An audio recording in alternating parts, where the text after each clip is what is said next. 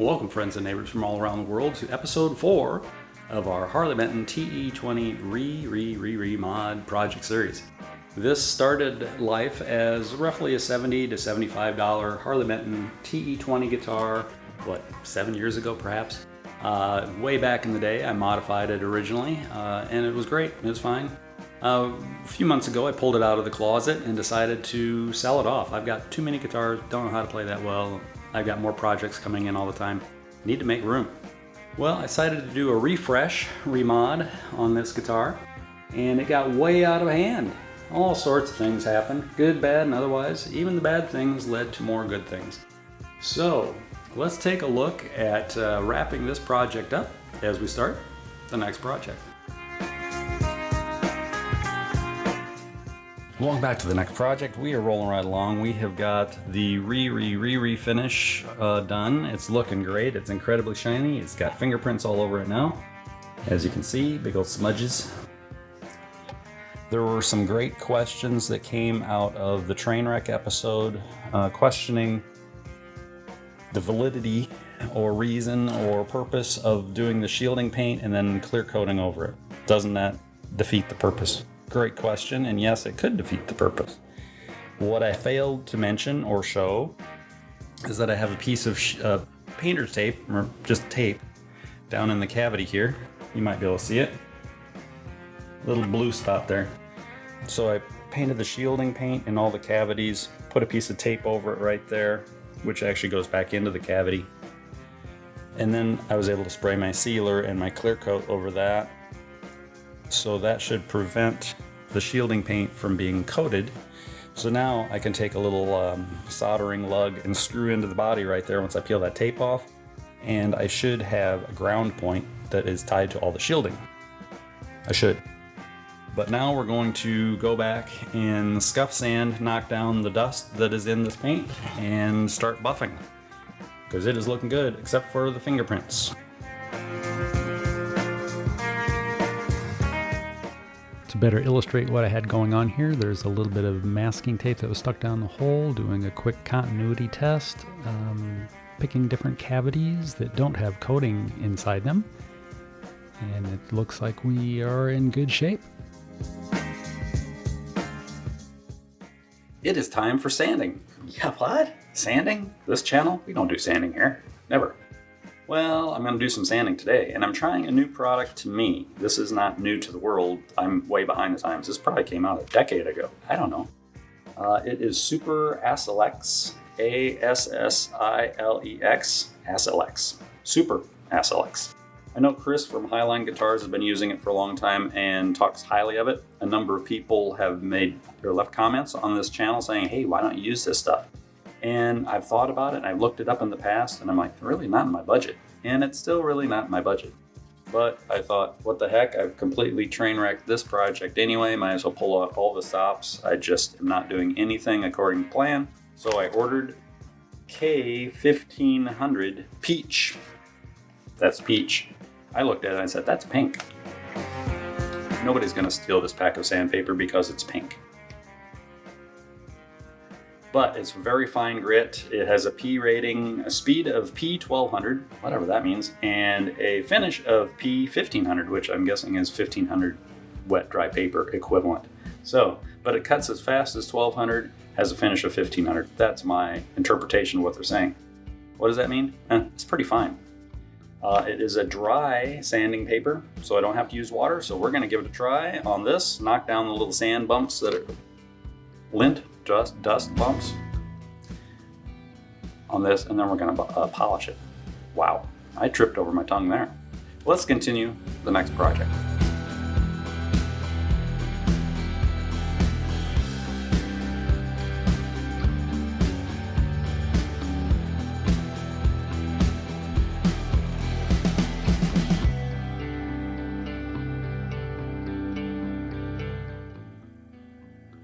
Well, I just started sanding the front of the guitar with the Super Assilex stuff.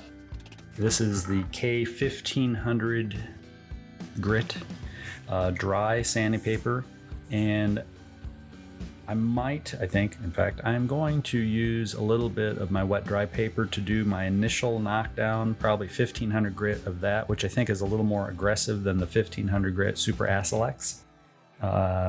Just do maybe my initial cut leveling with the 3M brand wet dry paper, and then clean it up, dry it off really good, and then do my finish refine sanding with the Super assilex paper. I probably should have gotten 2 grits of this Super assilex stuff, maybe 1,000 grit. Is it a K1000 I have something? I don't know. I have to look it up. I don't know. Don't quote me on that. Actually, I might have a piece of paper that says. I might not have a piece of paper that says.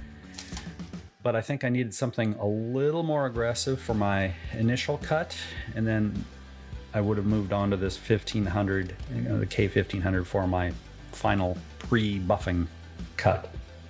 This is just a little too fine for what I need to do at this point.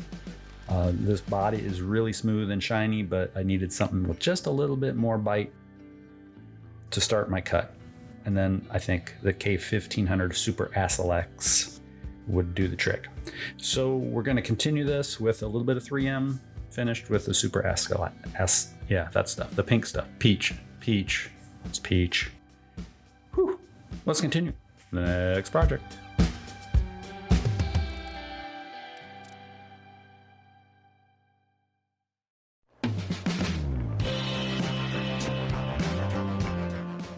Breaking out the homemade benchtop buffer on the left-hand side. That's my coarse cut side. That's the initial cut. I'm using Glanz Max number 60. It's a medium cut compound, I believe it is. Cleaning up the buff a little bit and applying more compound. Hitting the faces and the edges and everything, trying not to let the buffing wheel grab it and throw it across the room. That would be bad for everybody, especially for me. And it's looking pretty good with just the initial cut. Here we're moving over to the right hand buff wheel as I face it. And I'm using Glanz Max 15, which is a finer cut compound. And it does the finishing, it brings everything to a higher luster, which is pretty good. It's looking nice. I really wish I would have made this machine a long time ago. It does such a nice job. Actually, it's a lot easier on me. I was using that sidearm angle grinder with a buffing pad on it before, and that did a great job, but it's a lot more work. It's messier, and, well, I shouldn't say. This throws fuzz all over the place, so it's a different kind of mess.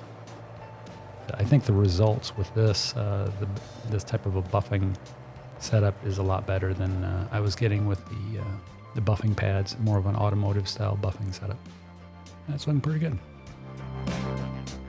Oh, and we're giving the headstock a quick once over. Okay, we're about done polishing.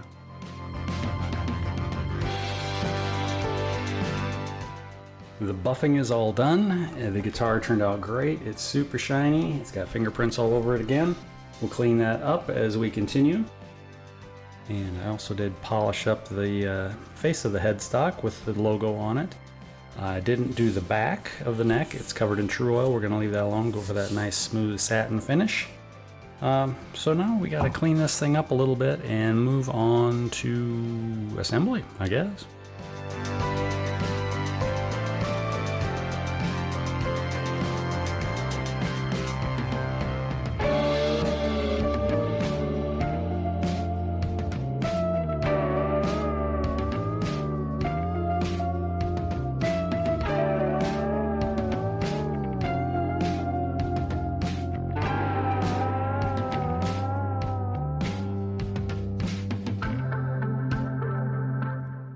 To tie in with the clear coat that I have over all of the shielding paint throughout, except for the cavity that leads into the control area, I'm adding some ground wires and a solder ground lug.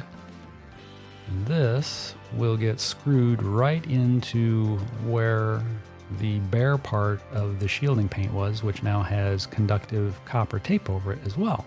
Whoa, this is getting confusing. I also ran a secondary ground lead from my ground lug to the back, and as you notice, I have conductive copper tape on both ends of the control cavity. And I'm checking continuity, And that is going to be so the cover plate, when it is screwed down, will have good ground contact and help create a better shield. I hope.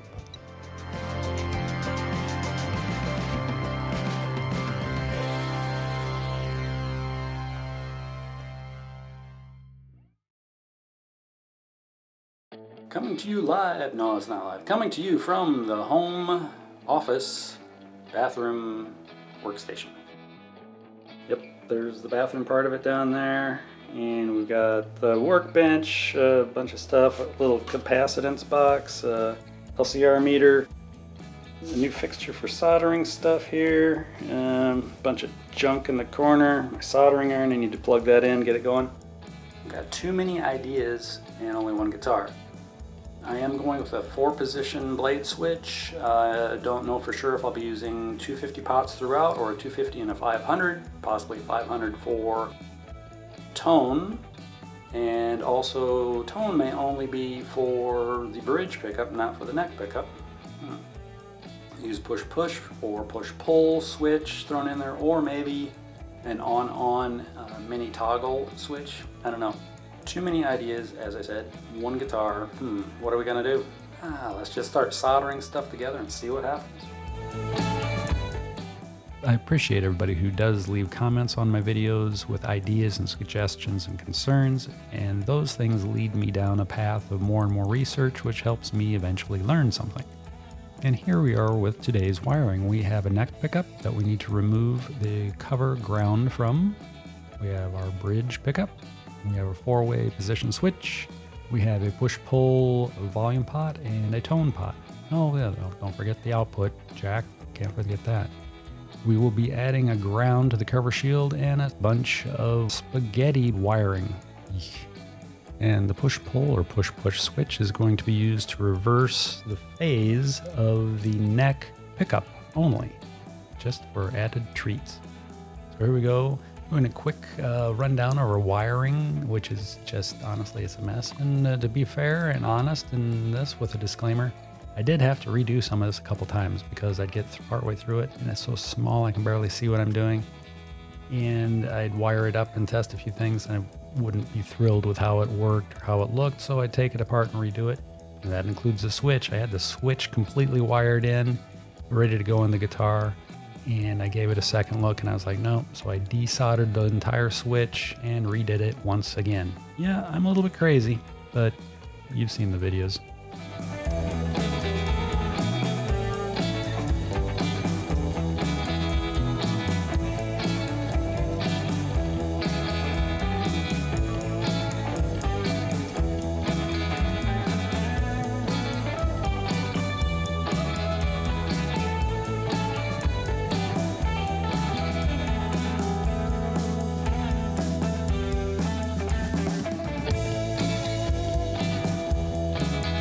Getting everything else touched up and soldered in here, running lines for the pickups to the switches, and it's ready to go in the hole.